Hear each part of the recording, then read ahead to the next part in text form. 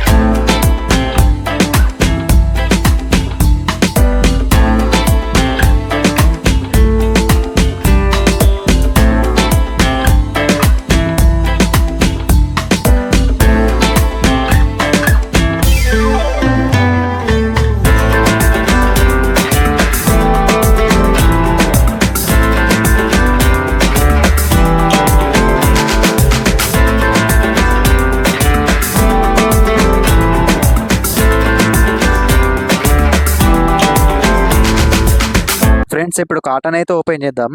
2 కాటన్లు ఉన్నాయి. First cotton open చేద్దాం.